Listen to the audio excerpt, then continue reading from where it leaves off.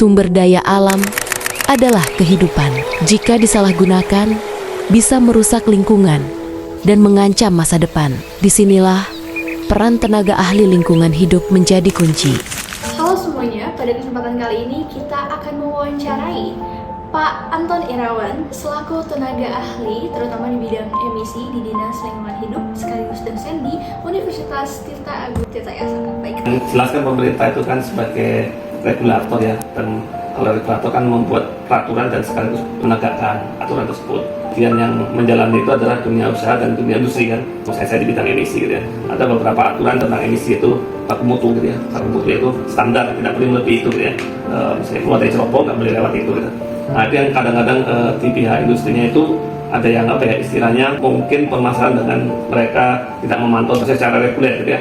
Nah itu tantangannya gitu ya. Tantangannya bahwa mereka tidak memantau secara baik gitu ya, dan kemudian tidak mengikuti standar gitu. Tidak terpantau berarti kan itu emisi kemana-mana. Terutama kan sekarang yang banyak menggunakan batu bara, karena seperti kejadian dalam 2 minggu ini di Jakarta gitu ya, kualitas udaranya kan jelek, nomor 2 di dunia. Jadi PR bersama buat kita gitu ya.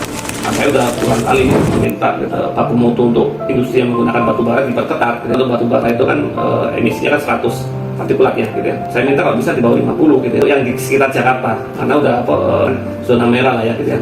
Selama menjadi tenaga ahli di DKI Jakarta ya, setiap ada orang yang mengajukan izin untuk emisi gitu ya, itu harus melalui sidang, dan saya adalah tenaga ahli di situ untuk mengkritisi dokumen mereka gitu ya.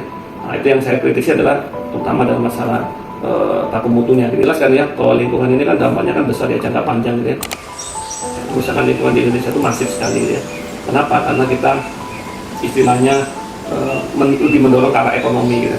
Tapi kalau saya bukan mendorong ke arah ekonomi, karena contoh misalnya nikel gitu ya. Kalau kita itu kan nikel yang terbesar di dunia, tapi kita eksplorasi kita itu sangat masif gitu ya. Emisi juga dan juga pertambangan ilegal yang terjadi di Indonesia.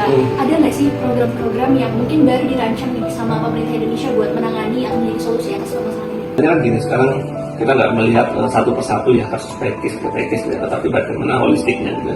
Nah, pemerintah ini kan harus memiliki rasa patriotisme yang tinggi gitu ya. Itu yang harus kita lihat, nasionalisme dan patriotisme yang tinggi di situ. Apa maksudnya di sini? Ya bahwa sumber daya alam ini adalah untuk kekayaan untuk keturunan kita. Kita lihat bahwa di pasal 33 itu jelas bahwa bumi, air, dan kekayaan alam negara itu adalah milik kita. Tetapi kan permasalahan sekarang kan bukan seperti itu kenyataan di lapangan gitu. Nah, itu yang harus ditegakkan dulu.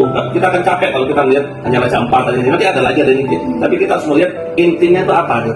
Intinya adalah pemberian izin yang terlalu mudah gitu. Jadi kita hanya melihat orientasinya adalah orientasi ekonomi gitu. Nah ini harus dicoba untuk bisa diperbaiki. Kita lihat aja misalnya nikel gitu. Tadi yang Raja 4 kan nikel juga gitu. Itu nikel itu kan ya tadi saya bilang bahwa itu ada produksi resource kita paling besar di dunia. Nah, alangkah baiknya kita tahan gitu. Tahan ya, kayak Cina kan ditahan. Cina itu kan punya batu bara besar, tetapi dia mending impor. Nah, impor gitu. Kenapa? Nanti pada saat harganya mahal dia pakai punya dia sendiri gitu. Nah, itu yang dia lakukan. Amerika juga seperti itu. Amerika adalah dia punya minyak besar. Dulu dia impor dari Arab Saudi besar-besaran, hampir 11 juta. Kita aja sendiri produksi 1 juta juga tidak. Ya.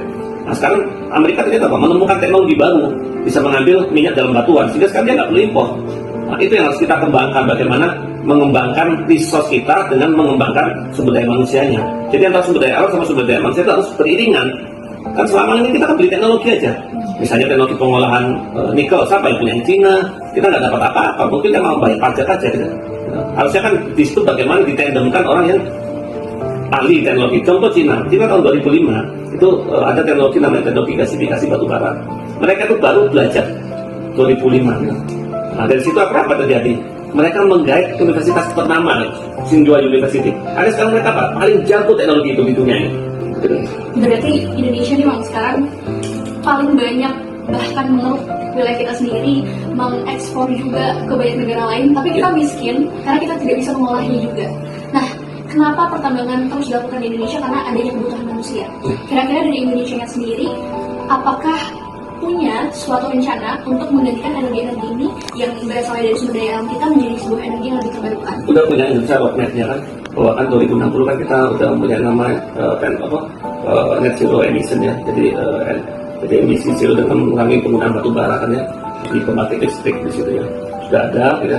Jadi sekarang istilahnya nanti akhirnya orang batu bara nggak dipakai, bagaimana? Yaitu batu bara digunakan untuk bahan kimia. Nah jadi bahan kimia selama ini impor, jadi disiapkan dari Indonesia. Itulah saya kira sudah mulai bagus lah sekarang gitu. Saya lihat gitu ya. Misalnya mengurangi ekspor batu bara. Dulu itu coba bayangkan ya, kita produksi batu bara itu 700 juta ton. Penggunaan sendiri kita cuma 250, hampir 500 juta ton itu diekspor. Kita kan apa ya, istilahnya kok nggak digunakan buat diri sendiri, karena apa ya, itu cuma dagang kita gitu. Nah, kebanyakan sekarang udah mulai saya lihat hilirisasi ya, namanya hilirisasi, yaitu hilirisasi dari batu bara menjadi produk kimia. Nah, nanti produk kimia ini kan bisa digunakan macam-macam kan ya, hilirisasi dari nikel gitu, jangan sampai nanti produk antaranya dijual lagi ke luar, diekspor lagi. Jadi kita dapatkan pasnya gitu situ ya. Nah, ini yang tantangan-tantangan kita untuk proses itu. Gitu. Kira-kira untuk proyek hilirisasi ini apa aja yang perlu disiapkan Indonesia, yaitu dari SDM-nya ataupun SDA-nya, supaya ini tuh bisa benar-benar tercapai seenggaknya di tahun 2060. Perlu ada regulasi yang menggabungkan antara SDM dan SDA. Bagaimana mengolah SDA ini dengan mengembangkan SDM-nya sekalian, gitu. Kita belum ada regulasi yang itu, gitu ya. Tidak seperti misalnya regulasi yang di Korea, gitu. Korea itu salah, Korea Selatan itu hampir 4% dari PDB itu adalah digunakan untuk riset. Kita nggak sampai 1%. Ada harapan nggak dari Pak Anton terhadap keberlangsungan lingkungan hidup yang ada di Indonesia, sama apakah ada pesan-pesan untuk masyarakat Indonesia ataupun pemerintah Indonesia? Kita cari pemikiran untuk apa ya, saling mendukung lah ya.